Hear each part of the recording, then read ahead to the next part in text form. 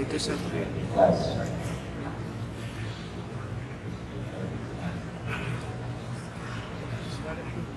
Itu satu. Itu Salihin.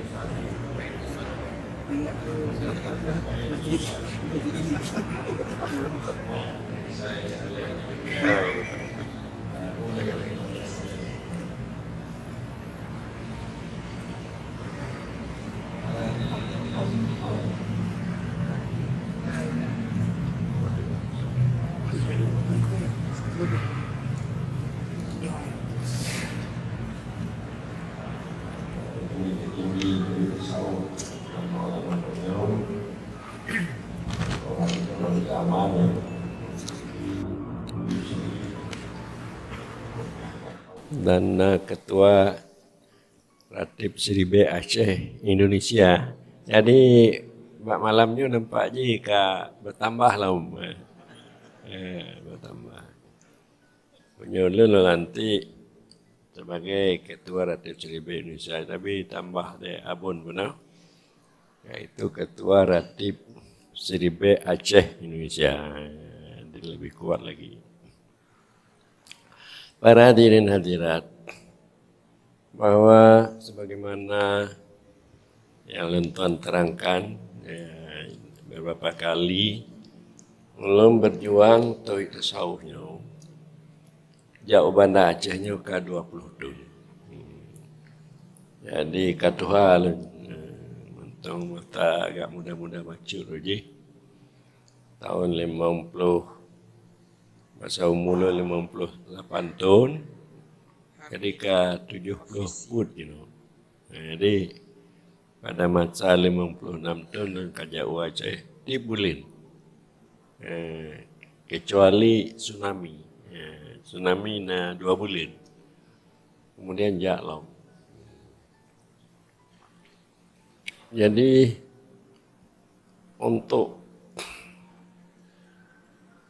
utama ajaran tauhid tasawuf di Aceh ke 20 tahun Tuan Puja baru mendapat hasilnya kira-kira 10%.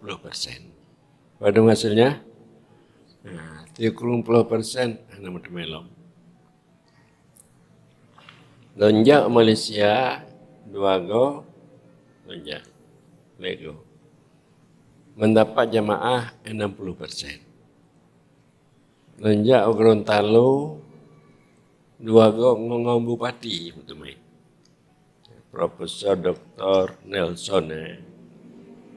Sehingga di Gorontalo tiap kecamatan ada posko dari tasawuf. Cuma 2 go.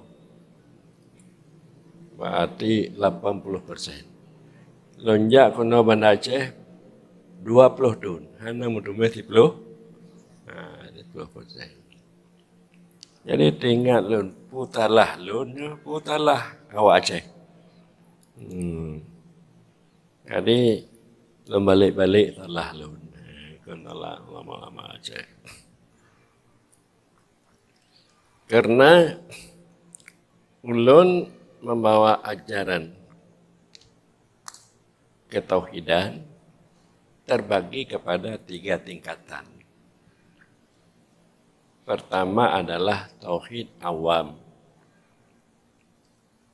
Untuk mendapatkan Allah dengan dalil akal dan nakal. Tauhid awam.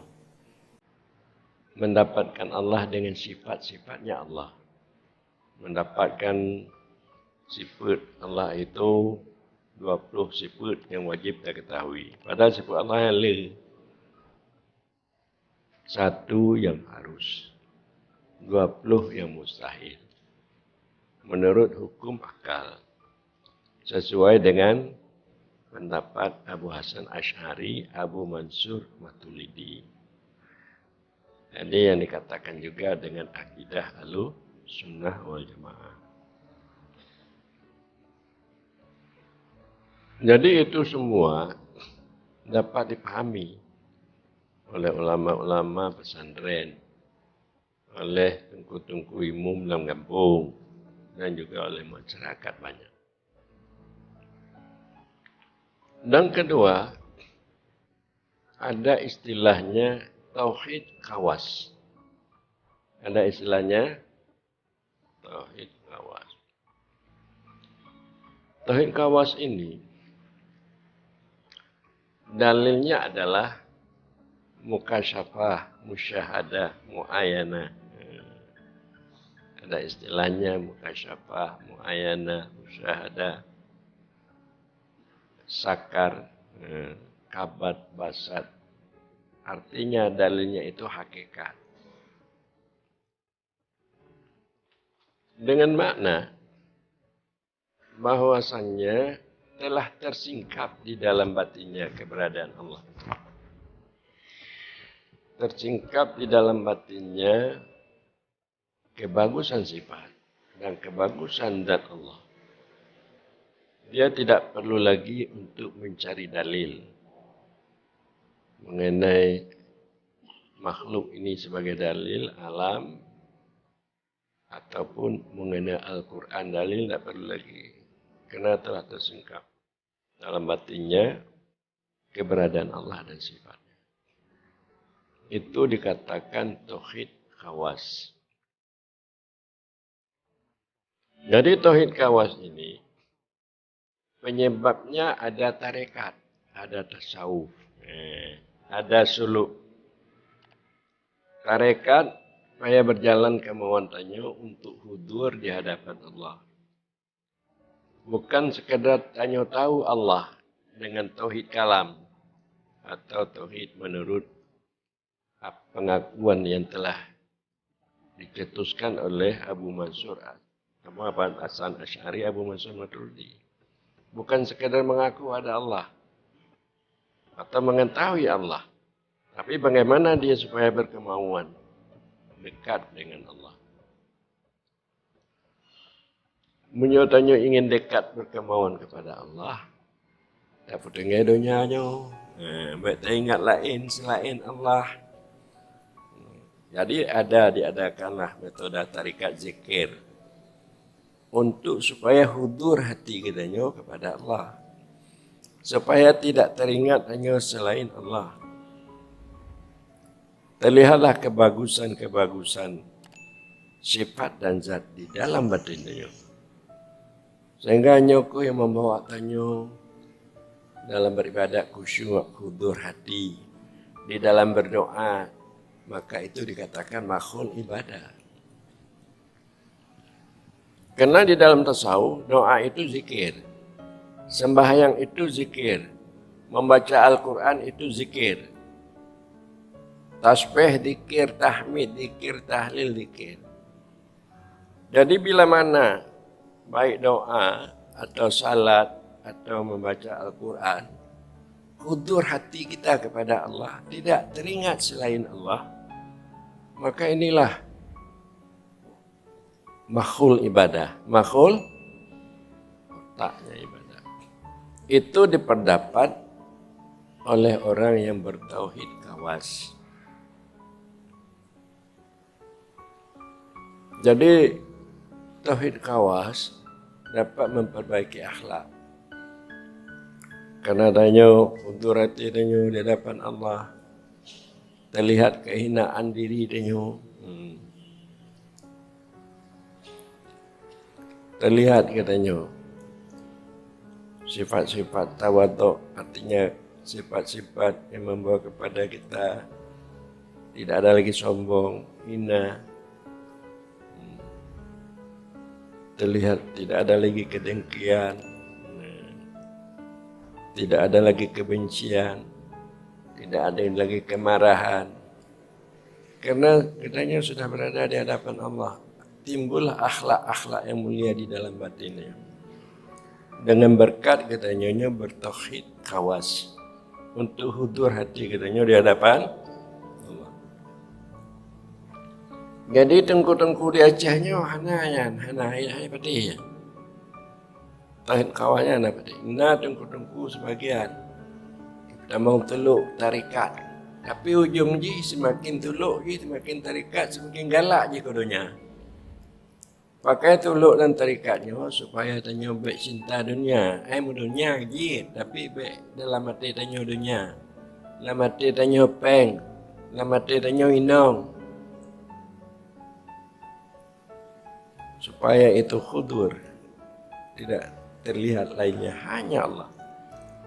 Hanya bisa berjinak-jinak dengan Allah, terlihat kasih sayang Allah, kepedulian Allah kepada diri. Ini tauhid khawas. Ada yang ketiga, tauhid khawasul khawas. Ini tauhid sufi. Maknanya orang hakikat, dia tidak terlihat keberadaan selain Allah, termasuk dirinya. Karena dia itu, hatinya itu telah penuh cahaya makrifat keberadaan Allah, maka hilang wujud dirinya dalam wujud Allah. Ini tauhid sufi, itu hakikat. Nyoku yang dimek oleh Abdul Karim Al-Jili, yang dalam kitab Insan Kamilnya mengembalikan huwa itu kepada insan. Katakan oleh Muhammad, dianya, engkau Muhammad itu Allah. Engkau Muhammad mana? Engkau Muhammad yang telah tidak ada terlihat lagi wujud dirimu. Kafana dalam wujud Allah. Supaya penuh makrifat keberadaan Allah itu pada zahirmu dan batinmu. Supaya kamu bisa hidup bersama Allah, tidak bersama dirimu. Yang katalahnya, tengku amaran pugahnya damir huwa, kembali kepada insan. Kageken insannya Allah. Kageken insannya Allah. Ada wajib kerja ke Allah. Yang patut tegulawa ju. Tegulawa. Tapoh. Kamurtad KKP. Yang mentong lagi nyan. Sebagian ulama-ulama tanya. Padahal itu Abdul Karim Al-Jili itu seorang kutubuddin, kutub agama. Diakui oleh dunia, keturunan Syekh Abdul Qadir Al-Jilani. Makanya datanglah Dr. Juraidi ya, dari Jakarta. Datang Muhammad Ali Abdullah, peneliti tasawuf kesufian 14 negara, untuk menyampaikan kebenaran kita insan kamil, menyampaikan kebenaran apa yang dikatakan oleh Abdul Karim Al-Jili. Jadi tentang tengku-tengku dia syahnya hana umpam ruang lingkupnya yang naik yang ke Medan Tabang. Tuk Jawa aku deh, tuk luhanang rohana. Undang ulama tingkat internasional dari Indonesia, dari Iran, dari mana-mana yang kata pokok di mana Aceh. Undang ulama-ulama Acehnya. Nyankan ulama, kamu ulama Aceh yang ulama, nyam Bandungkon ulama, nyanduk dakwahnya, nyang kudum bong ulama-ulama ini. Inilah. Makanya perlu diadakan mubahasah, dialog. Jadi waktu MPU minta tausiah kepada gubernur untuk dihentikan tauhid tasawufnya, Ratib TCB, organisasi terlarang di Aceh. Ratib TCB organisasi terlarang. Bugah mengenai tauhid sufi, tauhid tasawuf terlarang di Aceh. Jadi untunglah Gubernur Haitim. Diundang lo di Kajati, hadir Gubernur Perpakindah, ulun lagi nyol maksud lenabu selalu sampaikan, yaitu nyo Acehnya Bandung Raya lun hana berpihak, hana berpihak jadi. Mapucit abu adakan dialog, adakan dia, yang ke maka terpegok dialog. Jita Pak Tuan, alhamdulillah. Yang Bupati Amran telah dilakukan. Begitu lakukan, kamu mancak MPU ini nama. Pakong, kata kujut. Kalau mau terima izin, mbak MPU sini, sih. Nya tengok di sigli tu mah. Kalau tanya mak aku pakai ban mak MPU tadi. Tingap tiada abu. Ada bujak tengok. Go mana tu masih. Nyo hoka tengku cukinan undang MPU. tingkat-tingkat kabupaten malamnya. Oh nah, yang ke undang itu. Jadi pegah dilkut. Jadi pertanyaan yang Ahlussunnahnya bagaimana? Memang bahwa lagegeken oleh Pak Abun Munom punya Yahudi, jadi bisa mereka itu sampai 21 partai ya. Kalau Nasrani sampai 72 partai, tapi Islam sampai 73 partai. Sataftariku ummati ala talatin wa sab'ina firqah. Jadi akan bercerai-berailah umat lunyo menjadi 73 partai. Kulluhum finnar. Sekalian mereka dalam neraka. Sekalian mereka illa wahidah. Melainkan yang tidak dalam neraka cuma satu. Bertanya sahabat, wa mahya, apa yang satu itu ya Rasulullah? Ma ana alaihi wa ashabi. Barang yang bermula aku di atasnya barang dan sahabatku.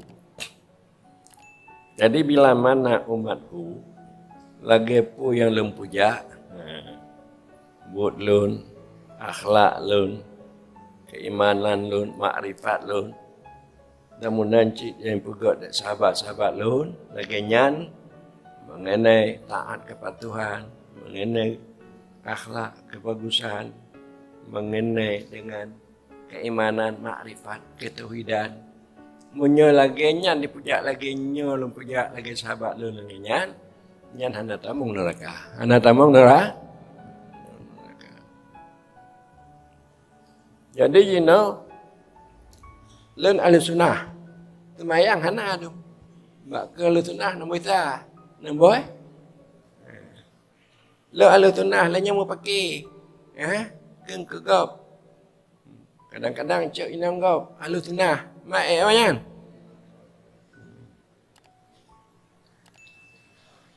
Jadi Ahlussunnah dengan pengertian kita berakidah, beriman yang baik, tahu Allah dan sifatnya, utur Allah dalam hati kita, kita berakhlak bagus, kita meningkatkan ketaatan ibadat kita menjauhkan larangan, maksiat tidak kita lakukan. Kita selalu bermusyahadah, menyaksikan keberadaan Allah. Kita berada di dalam hadiratnya. Bahwasanya kita tidak lupa-lupa kepada Allah. Nyalagian, nyana. Kalau pengte kadua ke Allah. Kalau pangkat, kadua ke Allah. Yang kalau sunnah, kon alo, kon ma'ana alaihi wa ashabi.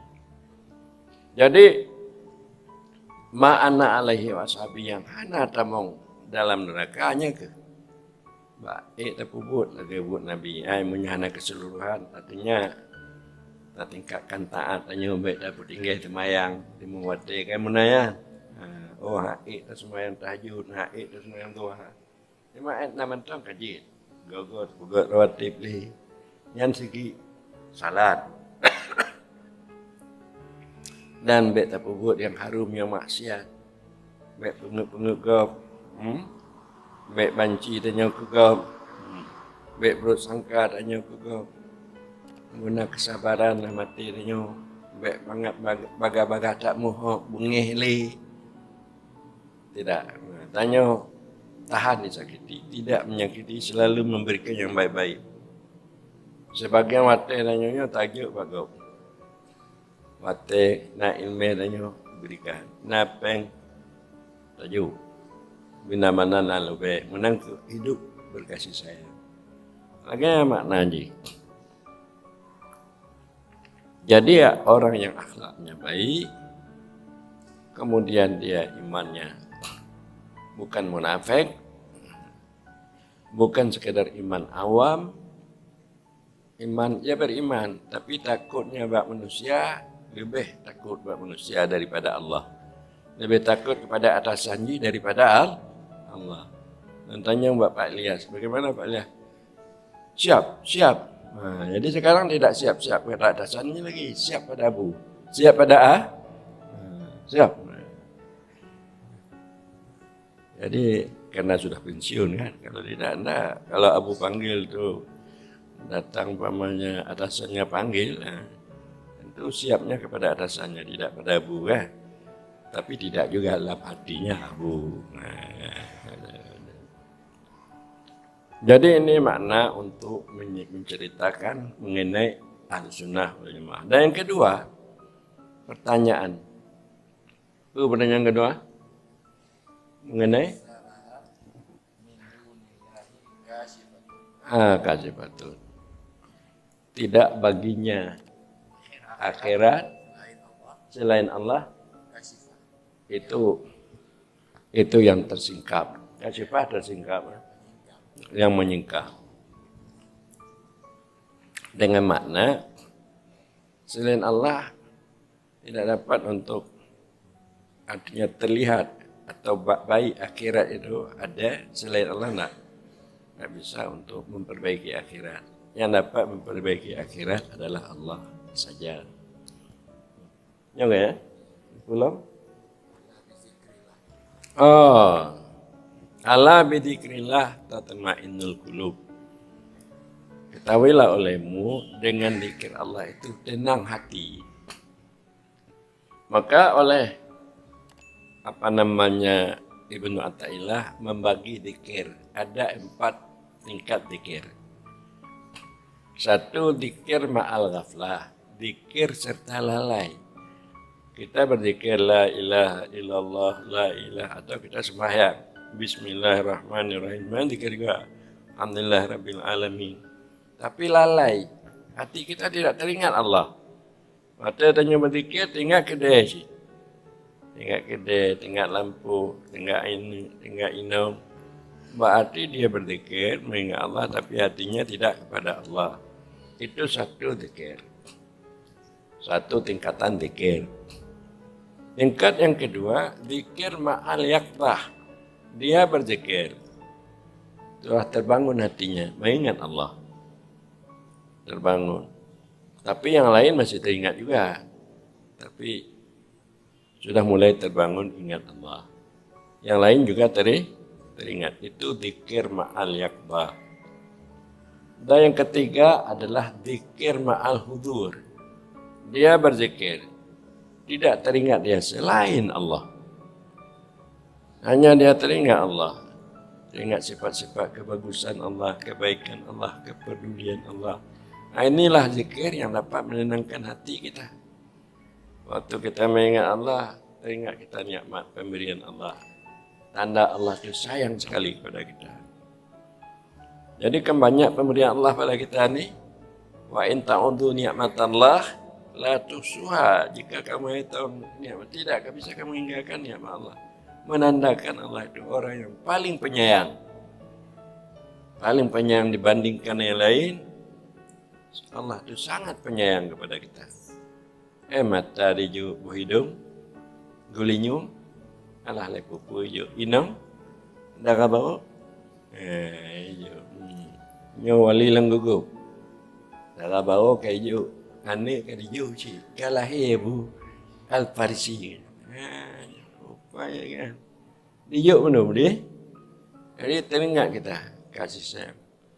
Orang yang berzikir teringat dia kasih sayang kepedulian Allah. Itu zikir yang demikianlah yang dapat menenangkan hati kita. Zikir ma'al hudur. Dan ada zikir di atas itu lagi. Zikir ma'al ghaibah. Zikir serta hilang ingatannya. Kepada dirinya dia tidak teringat lagi. Zikirnya dia tidak teringat lagi. Zikirnya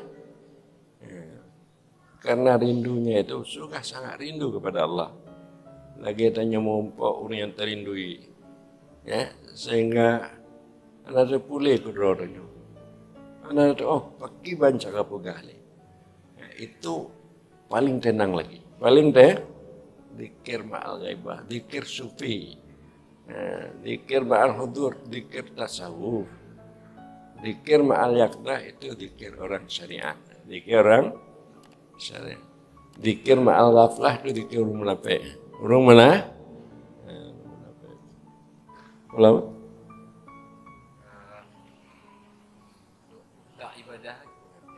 Oh, utah ibadah. Ad-doa'u makhul ibadah. Utah ibadah. Bahwa ibadah maknanya tadallul. Apa makna ibadah? Tadallul. Menghinakan diri. Menghinakan di tadallul. Ibadah itu maknanya tadallul. Menghinakan diri. Tanya hina dia. Hina dia. Terhadap Allah tanya hina. Jadi menyuruh hina dan tanya melaki. Dan tanya mulah. Dan tanya melaki. Tanya orang hina melaki. Maka lakinya adalah otaknya ibadah. Karena otaknya artinya atau yang paling yang paling penting otak. Maka doa itu adalah otaknya ibadah. Otak orang yang menghinakan diri melaki. Laga pugekeun oleh Allah kepada Nabi Musa, laki olehmu kepadaku. Laki oleh Allah, Mbak Musa. Walaupun yaitu garam, walaupun garam yang kamu perlu kepada garam kemana kecil Allah. Begitu. Jadi munyohana tanya melaki Allah berarti tanya nyambung. Tanya tidak menjadi hamba Allah yang hina. Tanya melaki. Karena lakinya kunun tasawuf sama dengan zikir. Sama dengan zikir. Belum? Beramallah untuk duniamu. Seolah-olah engkau hidup selama-lamanya. Beramallah untuk akhiratmu seolah-olah engkau mati besok. Jadi tafsir daripada Ibnu Abbas, daripada ulama-ulama yang muktabar, beramallah untuk duniamu seolah-olah engkau hidup selama-lamanya. Jadi hana putakakan untuk dunianya. Kena tanya udip tanya trip. Udip tanya?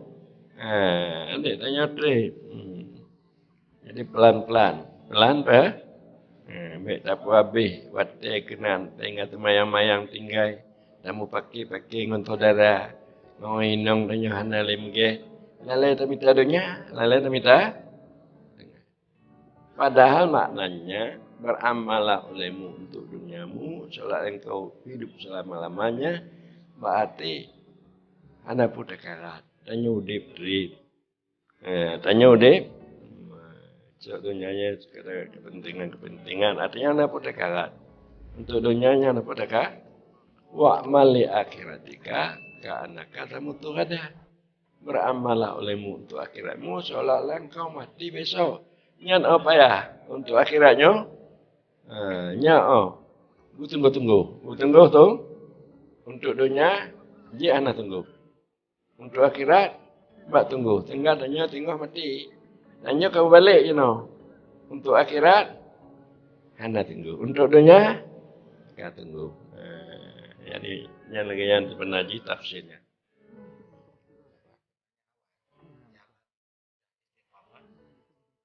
Oh, pertanyaan kon dari Abun. Abun punan, gagah tak? Abun Muttalib. Jadi dari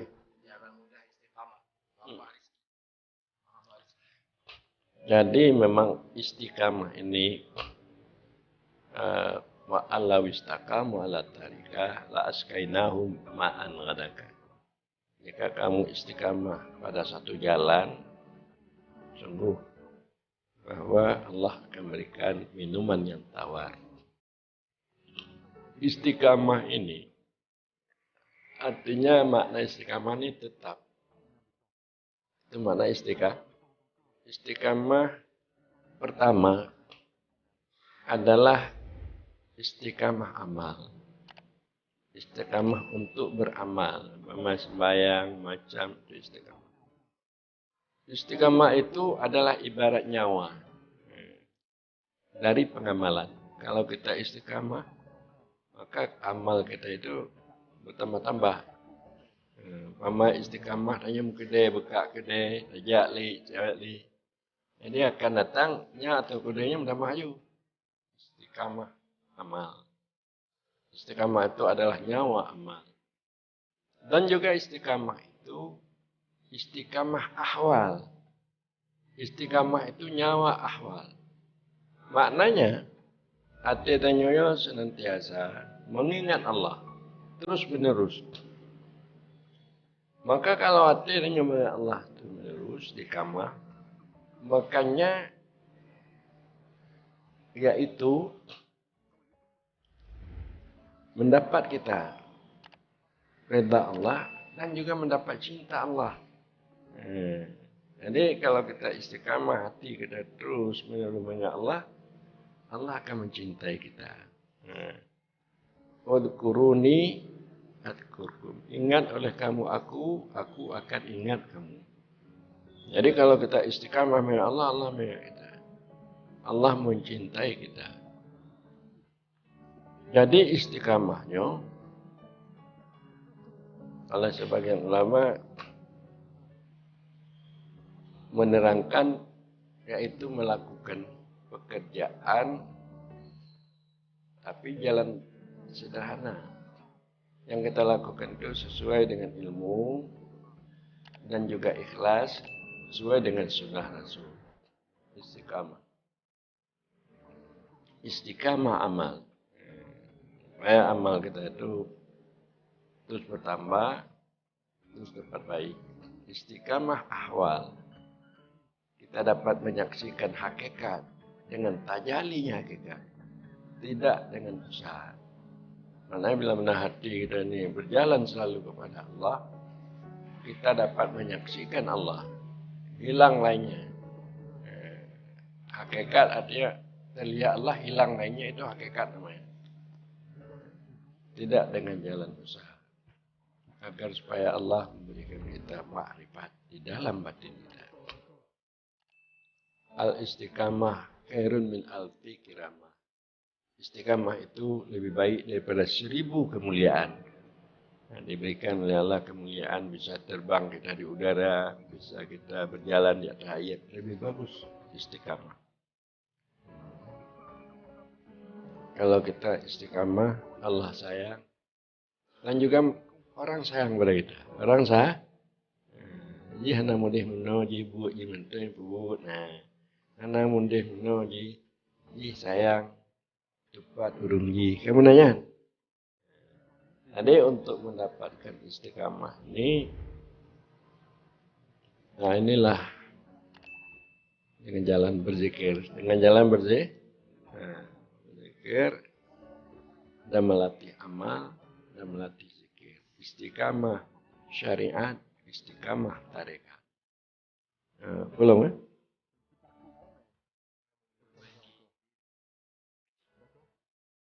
Pak Geci.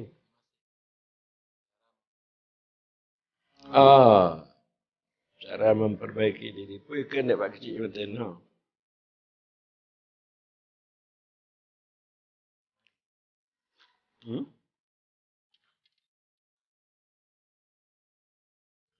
Jadi nafsu. Nah, nyatanya legok nafsu itu apa? Nafsu itu asalnya nyawa. Asalnya maka nyawa itu waktu dijadikan tubuh lembaga ini, nyawa itu dimasukkan ke dalam tubuh. Maka dikatakanlah nafsu. Mau nyawanya ke dalam tubuh. Mumpun nyawanya enggak kai dekat dengan Allah. Tapi jika putamung dalam tubuh, kau akai. Kalau lagi kepentingan tubuh, kepentingan tubuh, sifat basyariahnya, kepentingan tubuh, makan, minum, syahwat, istri, itu aja dunia kesenangan. Jadi itu nafsu. Makanya bagi orang tasawuf supaya manusia ini ya kan yang terdiri daripada tubuh basyariah dan rohaniah. Jadi manusia itu antara tubuhnya, basyariahnya dan di antara rohaniahnya. Makanya manusia itu harus dapat mempergunakan rohaniah ini supaya tubuhnya get. Tapi kalau insan manusia ini tidak dapat mempergunakan rohaniah, dia itu ketahuan di dalam basyariah, di dalam tubuh ini hanya lagi binatang saja. Lagi binatang. Makanya nafsu ini oleh ulama tasawuf mempunyai tingkat-tingkat. Nah, ada nafsu amarah yang mereka itu condong kepada dunia aja. Nah, ada nafsu lawamah, ke dunianya condong sih. Nah, ke akhirat nasi becut. Nah, imbang. Ibadat oci, mu'en, kedih kuno oci, lalai. Dan ada nafsunya mulhamah. Jadi mulhamah ini orang telah dapat ilham. Pemberitahuan bisikan dari malaikat. Ini hana get, yang get nyo. Nah, jadi itu pun yang get, itu pun hana get. Galak je untuk yang kegiatnya, tapi berat becut untuk melakukannya. Itu dikatakan mulhamah. Kemudian naik lagi kepada mutmainnah. Jadi mutmainnah ini sudah hilang waswas dalam batinnya. Keraguan-keraguan terhadap Allah, keraguan rezeki, patika rezekinya nalai bagi orang nafsu mutmainnah. Tidak dia susah mengenai rezeki lagi. Rezeki itu ada dalam jaminan Allah. Nah, dia sudah mudah untuk melakukan taat.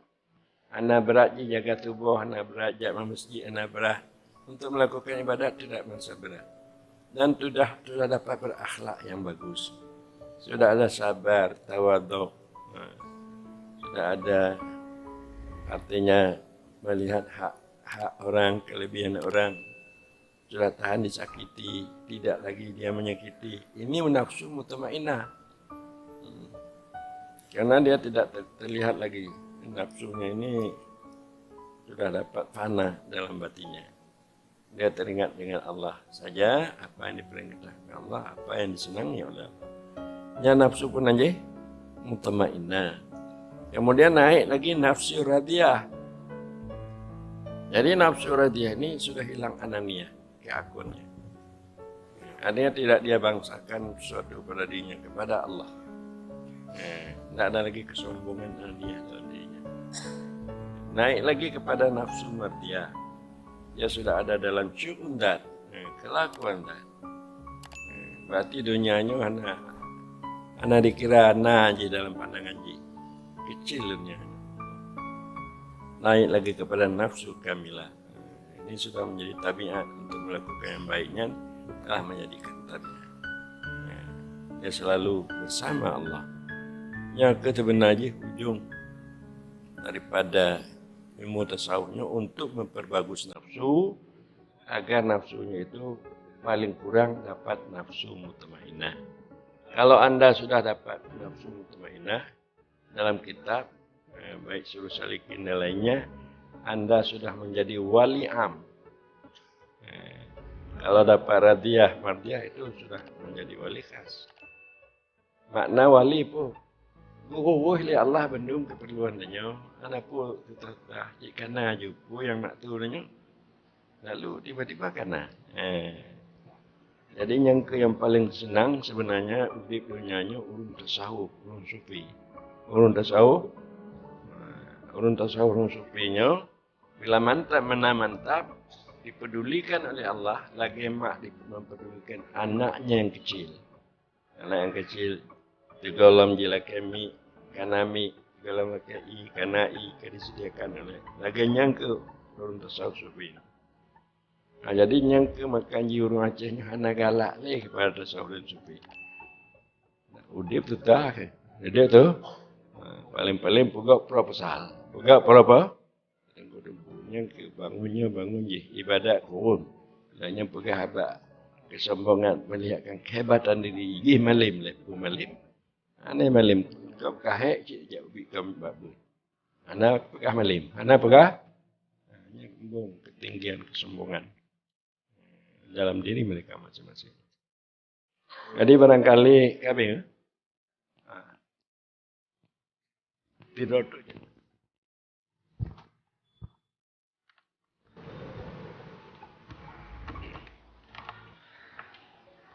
Baik para jemaah yang dirahmati Allah, masih diberi kesempatan untuk satu orang lagi yang mau bertanya kepada para jemaah untuk Sirotut Temanyong, Memberikan saran, juga boleh memberikan saran, tanggapan, arahan dan lainnya. Silakan Sirotut mau bertanya, kesempatan emas ya. Antri merumpok lom. Bapak Edi Yanto. Nah, pada Pak Edi Yanto dipersilakan. Pakar Tauhid Tasawuf di Polda Aceh. Bismillahirrahmanirrahim. Assalamualaikum warahmatullahi wabarakatuh. Yang saya muliakan dan kita muliakan bersama mursyid kita Abuya Syekh Jamal Wali Wakhulidi, Bapak-bapak yang berhadir di tempat yang mulia ini, yang tidak saya turunkan satu persatu. Kita lanjut aja. Kita telah mendengar selama ini pengkajian tauhid tasawuf yang dibawakan, yang diangkat oleh Abuya, yang telah mulai beliau sejak sebelum tsunami. Kata beliau sudah selama 20 tahun. 20 tahun diangkat. Jadi kalau kita sudah punya anak, sudah dewasa, sudah bisa kawinkan. 20 tahun. Namun sekarang baru muncul permasalahan mengapa ada pengkajian tauhid tasawuf. Dan mereka mengatakan mengapa tauhid tasawuf tidak ada fikihnya. Tidak ada fikihnya.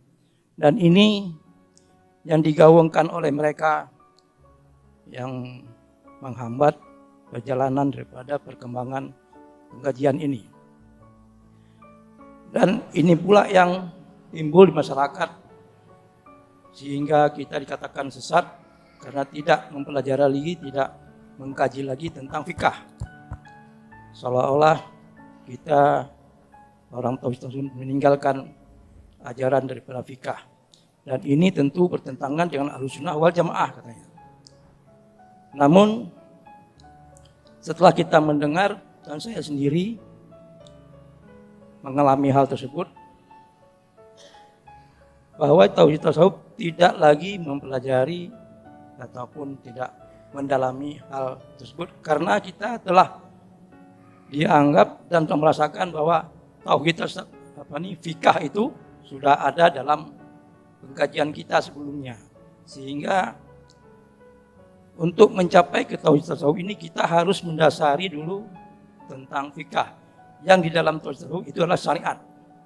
Dalam syariat itu ada 3, yaitu fikih, tauhid, akidah, dan tasawuf, yaitu memperbaiki akhlak. Nah, di dalam tasawuf itulah kita diajarkan tentang bagaimana taubat, zuhud, ikhlas, dan sebagainya untuk memperbaiki diri.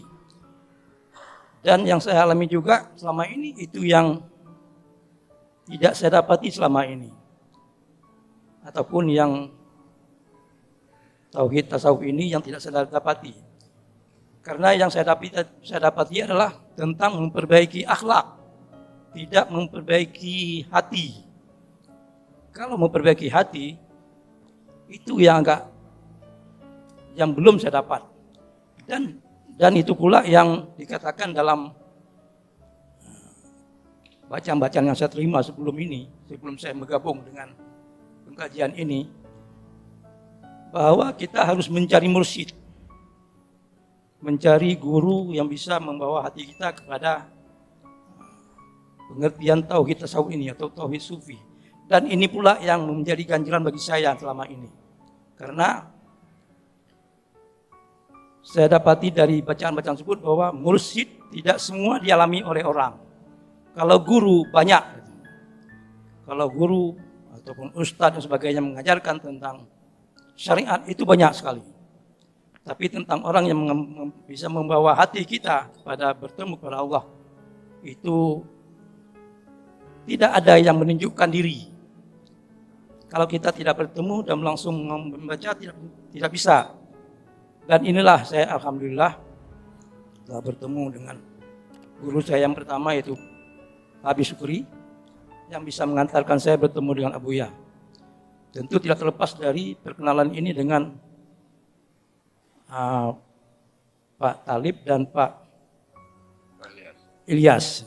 Mereka lah yang menghadapkan saya kepada beliau sehingga saya diterima oleh Abuya menjadi murid beliau hingga saat ini. Mudah-mudahan saya istiqamah dalam meningkatkan dan menjalankan apa yang dianjurkan oleh Abuya.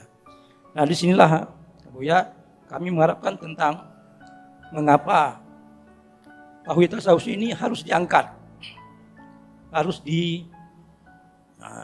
diperluas, diajarkan kepada kami yang masyarakat umum ini, sehingga bisa memahami dan bisa membaca atau membalas tentang apa yang dikatakan oleh mereka itu, bahwa tauhid tasawuf itu tidak sejalan dengan Ahlussunnah wal Jamaah, sehingga bisa menyesatkan akidah kita yang selama ini. Karena seperti dikatakan bahwa Abuya telah membenarkan kitab Insan Kamil.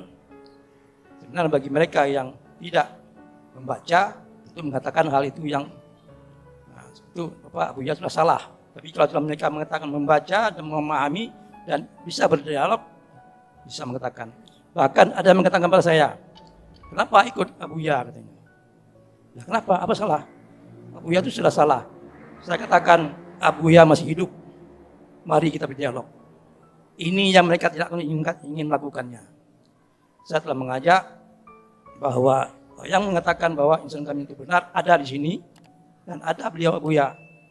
Nah, mari kita berdialog. Beliau masih hidup. Jangan sudah mati beliau ataupun sudah almarhum beliau baru kita katakan bahwa itu salah, benar. Ini kata orang ini. Apa yang dikatakan oleh Junus itu salah. Dan menjelaskan. Ini beliau Abuya masih ada sehingga bisa menerangkan apa sebenarnya terjadi. Dan ini pula yang selama ini tidak diterima oleh para ulama kita di Aceh ini. Ini yang bisa saya sampaikan. Marilah kita semua bisa mendukung Abuya untuk masalah ini. Terima kasih. Wabillahi taufiq wal hidayah. Assalamualaikum warahmatullahi wabarakatuh.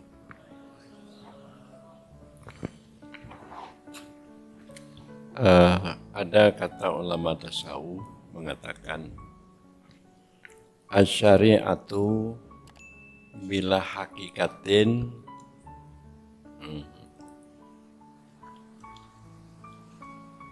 yaitu atilah. Al-hakikatu bila syari'atin batilah. Bahasa kita syariat tidak mempunyai hakikat, maka syariat itu kosong. Hakikat tidak mempunyai syariat, maka hakikat itu batal. Jadi syariat itu terdiri ilmunya pertama dari akidah, iman, akidah, iman, akidah Ahlussunnah, iman, itu syariah. Hukum syara, perintah dan larangan, baik dalam segi ibadah dan muamalah, itu adalah ilmu syariat.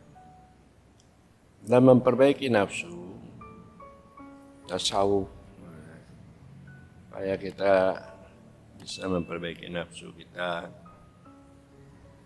supaya kita bisa bertobat, zuhud, supaya kita bisa berakhlak yang bagus. Itu syariat.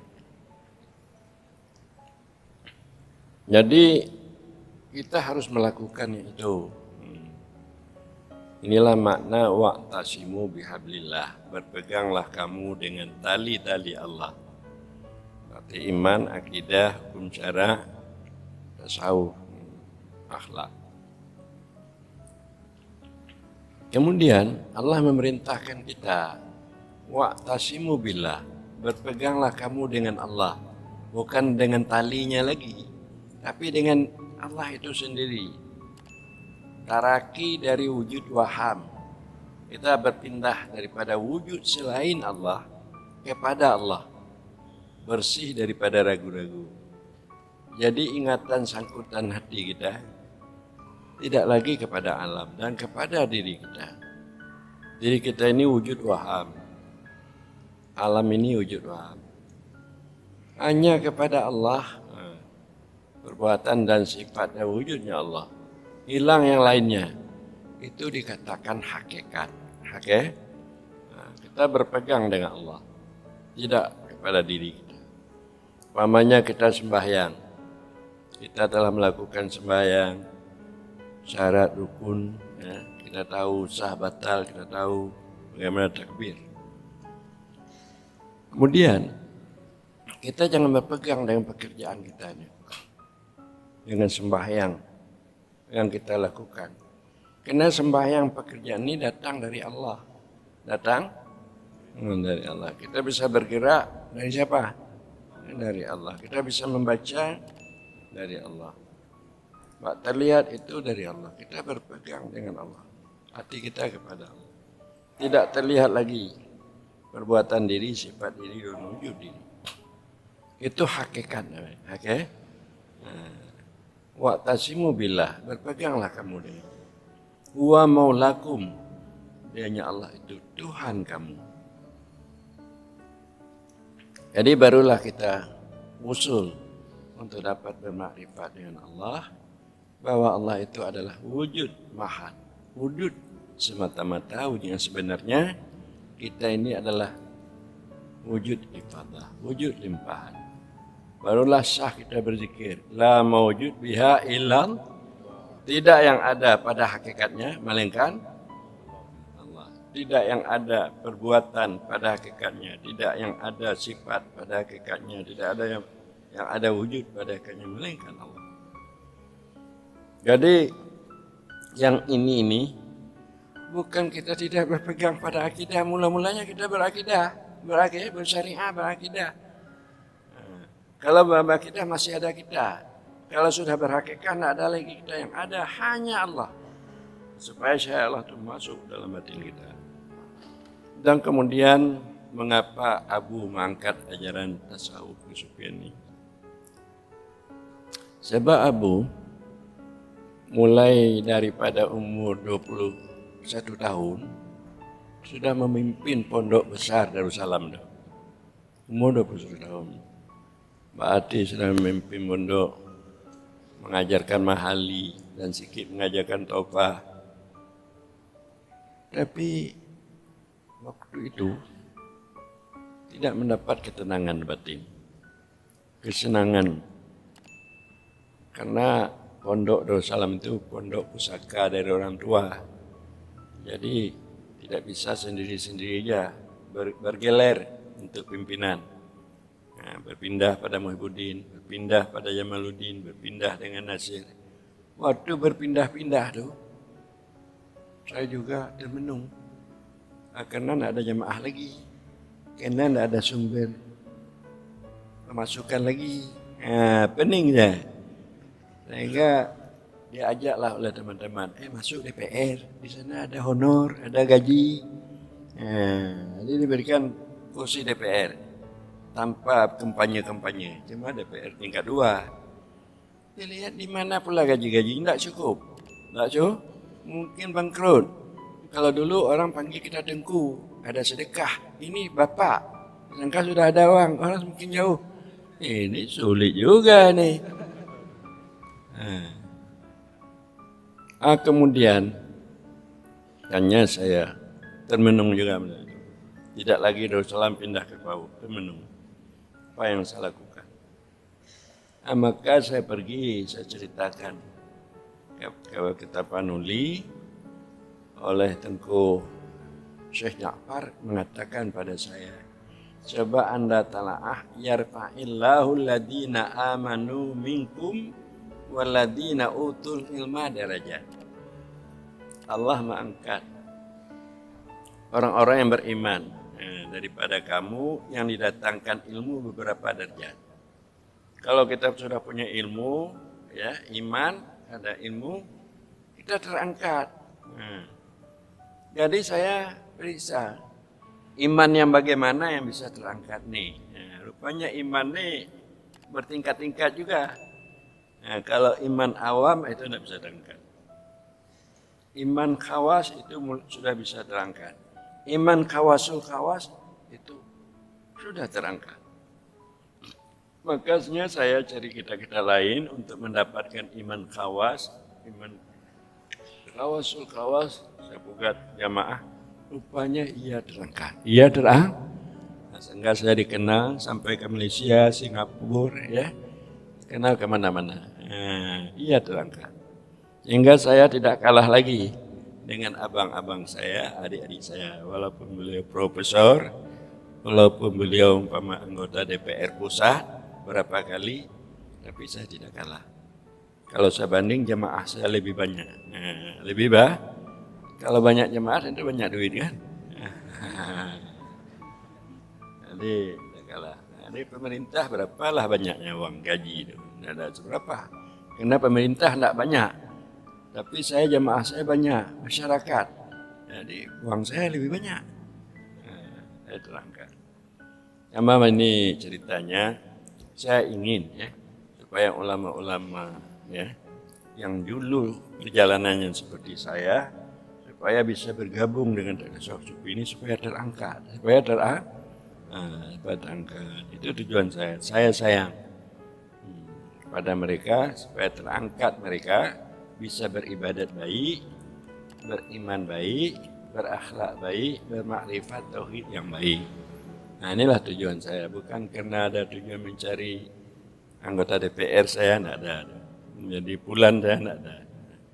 Jadi dunia ini bagi saya sudah kecil sekali. Sudah ke? Sudah kecil. Jadi demikianlah wallahu a'lam bishawab.